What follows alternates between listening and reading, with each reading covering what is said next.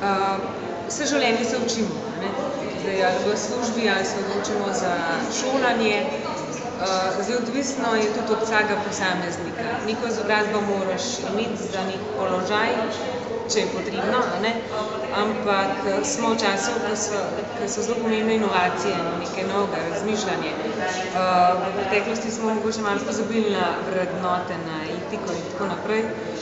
S tem študijem pa smo tudi pridobili malo več širine z tega vidika, no. Tako da mislim, da je zelo dobrodošlo za vsakega, tudi če nima časa, se ga da dobiti. Imela sem veliko sošolcev z otroki, z majhnimi otroki, z velikimi, poleg tega izkušnje dobiš, ker je toliko veliko, ker je generacije so mešane in že s tem pridobiš ogromno, sploh pa občutek za etiko, za medčloveške odnose, za poštenost.